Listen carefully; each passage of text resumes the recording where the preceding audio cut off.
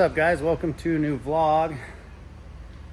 Drying out the old jumping jack. Let me give you a view of this thing. So this is the jumping jack trailer I had on my late season elk hunt. It got snowed on and rained on, and then I had to collapse it.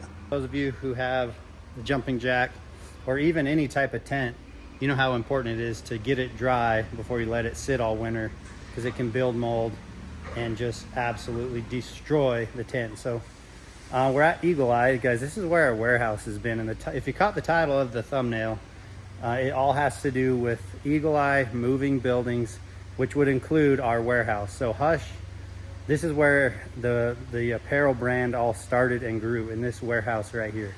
All this behind me was shelving. This is where we fulfilled all our orders. And the crew here at Eagle Eye did all the embroidery, the printing, fulfilling, and shipping out of this same location. They've built a new building. It's just down the street. It's a giant building. I want to take you guys down there and do a tour when I can, but I just want to kind of sit here and just say thanks to everyone at Eagle Eye. They have helped us tremendously grow the Hush brand. Everything from just screen printing and embroidering our stuff, fulfilling our stuff, hunting some cash for big orders that we weren't ready to do. So Mike, Chris, Caitlin, the whole family, the Abram family, thank you guys. I'm so happy for your new building, and can't thank you guys enough for all the help that you guys have given me personally, and to the company Hush, of course. They let me bring it inside the old warehouse to dry out, and I got everything dried. And now I've got to break it down, collapse it, and take it home. So it's ready to be back outside, and I don't have to worry about opening it up the next time I go camping to a bunch of black mold. But yeah, I can't believe it, guys. It's time to move on. They're moving out of this building, and so are we. And over at the new place, it sounds like they got a little office space for us to meet when we have business things to go over. But this place, seeing it like this is pretty wild. They had all their embroidery machines here. They had screen printing. They had their big dryer machine. And now they're looking for someone to rent this space. In a perfect world, Hush would be just, making bank. We can rent this place and have like the Hush Fantasy Factory, have some offices, have some indoor shooting lanes, and have somewhere to store our trailers, our side-by-sides, all our gear. It'd be so nice to have a warehouse space for Hush, but we're just not there yet. So we're gonna keep growing that company and growing that brand until hopefully one day we can. But in some ways, we do have a warehouse and office space, and obviously is outsourced through Eagle Eye, but they always provide us space for our stuff and always make us feel welcome, because this family, guys, literally is family to us. We've done so much business together. I think we've beneficially helped each other grow our companies, and I know without them we wouldn't be where we're at today as far as the apparel line goes. I'm gonna break this down. We got some other cool stuff going on in the vlog.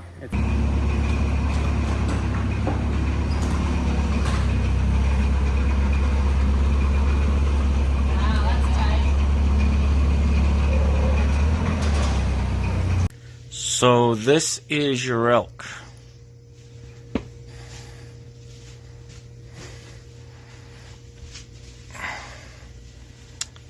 You have 173 pounds of sausage.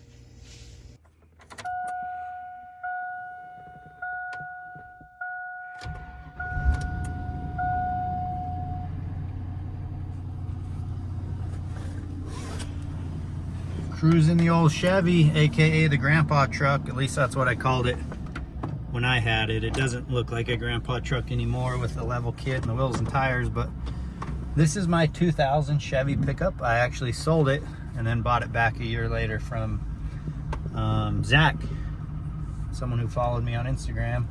Bought it back from him, and now I have a truck that I hardly ever use, but I love this old truck. It's always kept in great condition. It's always clean. But to be honest with you, I think I need to sell this sucker. It never gets used. It just takes up space. I pay for registration and taxes and all that good stuff, and I just don't need it. I don't use it, but it's a great little pickup truck, and it's got some good value because it's low miles for its year. It's got 173,000. Might try to sell this thing. Anybody want a 2000 Chevy Silverado 1500? Let me know in the comments. That's easy, huh?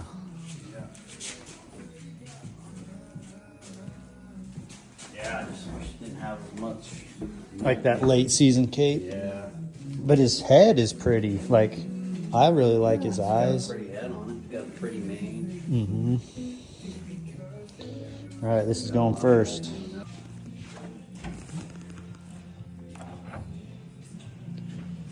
That's cool. There.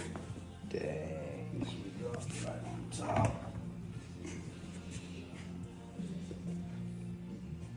Got her. Yep.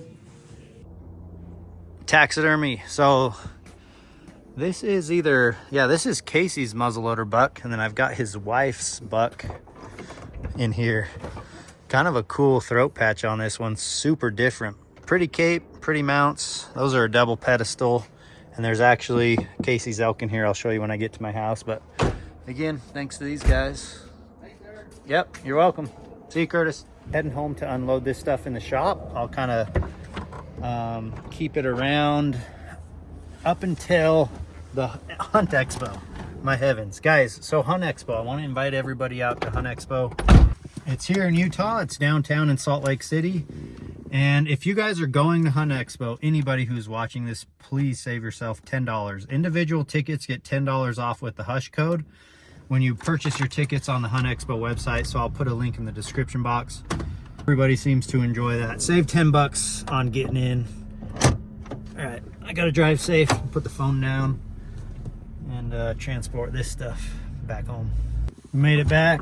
I think it's funny that I was just vlogging in the truck, talking about need to be safe, be hands-free, etc. And I look on my doorstep and there's an Amazon package, and it should be, and probably is, my I got like a dashboard mount for a phone, because I do vlog so much in the truck that I'm just gonna put let's see, this is it. Put like a little mount up there so I can. We got treadmill lubrication for the treadmill, and we got the mount for the dashboard. It's had good reviews. It should work. Just need something to hold my phone and film so I can drive. Let's go see the new mounts. Let's go. Like, forget the mounts. Let's tear apart this packaging stuff, huh? Come on. Hey, we'll pick up that later. Let's go get this stuff safe. Come on. Time to unload. Get this set up. It's always a good excuse to come out to the shop. Love having this place out here. I'm gonna share a story with you guys once I unload this. Check it out. There's my big set. I bought this off DJ in Arizona. Big Brown said he found this last spring. I wanted a set off an Indian reservation down there, obviously where I cannot shed hunt. And he found this early in the season. Nice brown set, probably 370 type of bull. And anyways, he let him go. To me, I'm super grateful that he gave me the chance to buy him. Even though I had to buy him, I'm just really wanted a dark, big, heavy set from that Indian reservation, so I got them. So they're pretty dang sweet.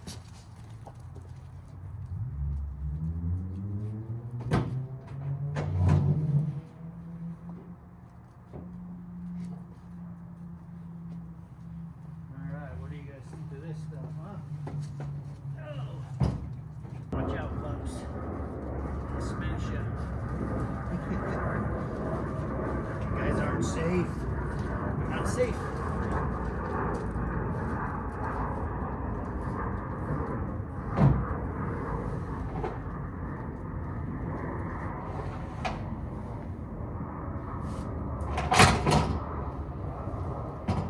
Woo. Man, that's a cool piece of wood right there. Watch out, pups. It's always fun doing this kind of stuff alone. You guys have no clue how much work all of us put in to drag taxidermy down to the expo, but it is the highest demand. People always say bring more taxidermy, so we do this for you guys who come to the booth, so thank you. Holy crap, that looks good in here.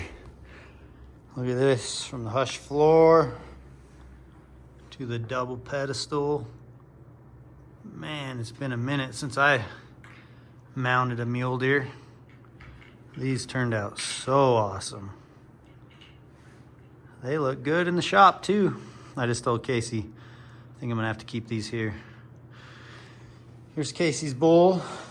I'm gonna drag in the mount. That's the pedestal I'll put together. It looks so dang good.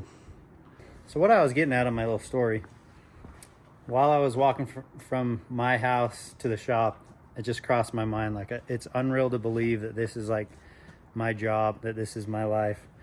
Coming from a young kid who had nothing, family was broke, always struggling, and I remember specifically my little sister. I was always super jealous because she loved to help others. So going through school, she always knew that she wanted to be a registered nurse. And I remember asking her, like, you want to be a registered nurse? Like, you like that? She's like, yes, I love to help people.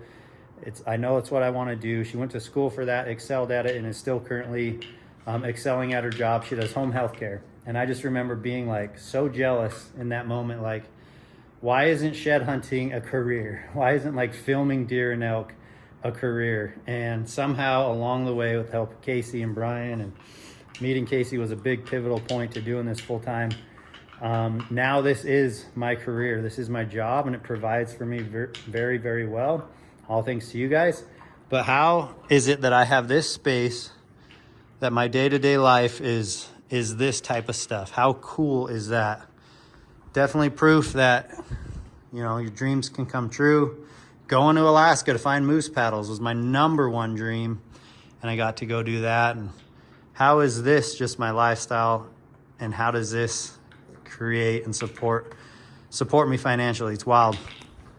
A lot of business in the back end that you guys may not see. Obviously, managing a e-commerce website is a huge part of that. Merchandise, #1 part of what we do here at Hush. So anyways, that crossed my mind. I wanted to share it with you. Again, love this space, love everything I do, and I can't say thank you to those of you who supported me over the years. Thank you guys so much. I'm gonna get this elk head out of here and move on back home.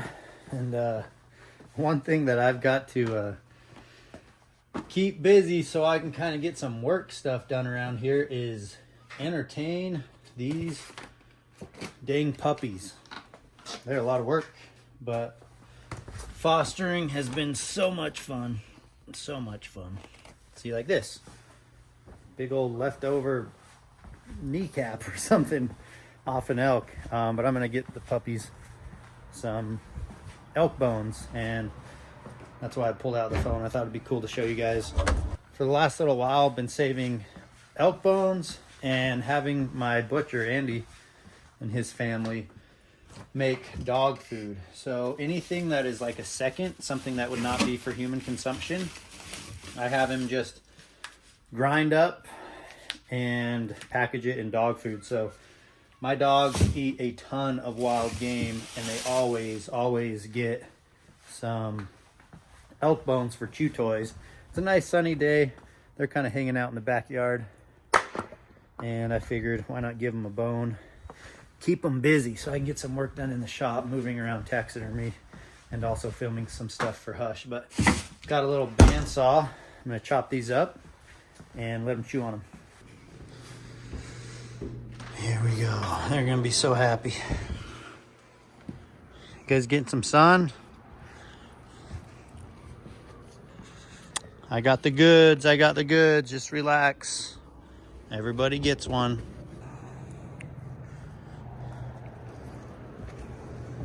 Jesse. That's a big one, huh? Jay, look what I got for you.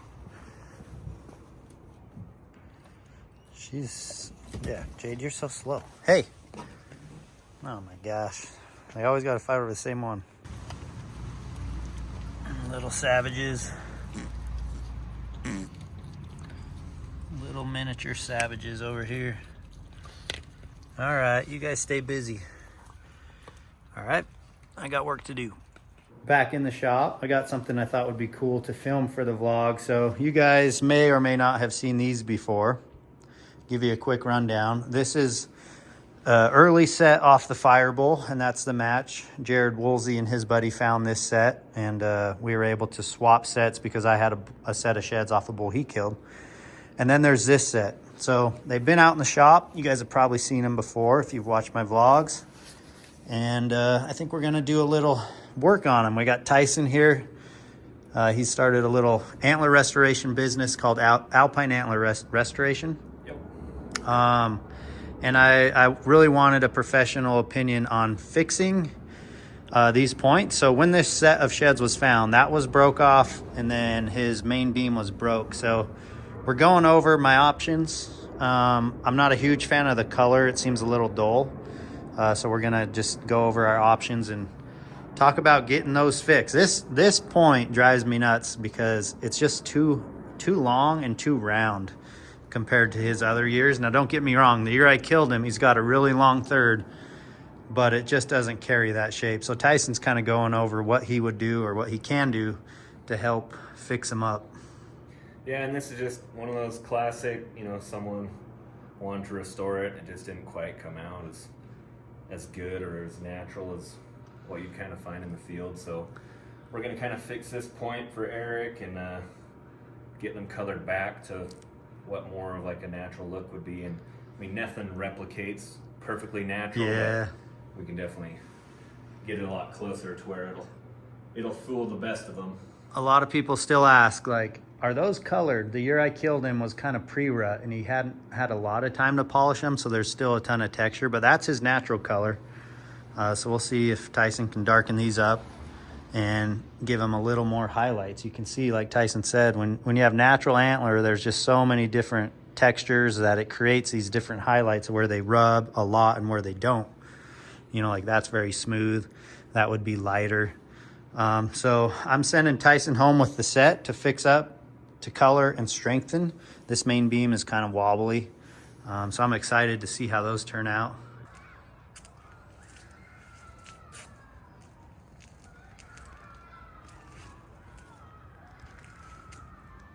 Well, it's Saturday. It was super warm around home. It was actually a lot more sunnier than this. So we drove out west. Welcome to the West Desert. So this is like where the salt flats are, way out there. The Bonneville salt flats. I think that's Morton Salt. I could be wrong. I don't know what the name of this mountain range is, but we're out here in just the big valley. We tried to get out of the snow to take the pups on a little walk. They've just been out horsing around. Huh. We got Jazzy and Joy and Jade and Kate. It's like 40 degrees now without the sun maybe, but yeah, it's not too bad. Unfortunately, it's pretty muddy out here. But yeah, I think they call that Lone Rock. That's what it is on Onyx. Pretty backdrop out here in the desert. Gonna kill some time and try to kill some energy of these things. They're crazy. Just try to get these two pups haven't been like in the hills yet. Jade constantly goes on hikes around Salt Lake, but you're supposed to pretty much have them on a leash around the city trails. And these little guys just don't know how to do the leash yet. So we took them out here. They always team up on Jade. Oh, Jade put you down. That's what you get. She's very, very patient, but she seems impatient right now. She's like, I want to hunt. Yeah. This is how rough little bullies play. What do you think, Jazzy, huh? He's a good girl. You're so pretty. Go, go. So we still need to find homes for Jazzy and Joy. I wish somebody who is watching this or someone who follows me around Salt Lake would adopt them, because that way we can hang out and visit them. You saw on the other one we had Grumps for a slumber party, and that was fun. It'd be fun to stay in touch with these two. Say hi. Say hi, Jazzy. You pretty? She had puppy strangles. She's all about healed up, but her eyes are always kind of red. Yeah, she has more droopy eyes. She's got droopy eyes. Go, go, go. But yeah, the West Desert, man. This place, I would assume, I'm assuming there's like mule deer on these mountain ranges for sure, but probably not what it's capable of holding. Just doesn't seem to be a lot of wildlife out here. There's probably some antelope out in this desert too. But it's a pretty day. Thought I'd share it with you guys.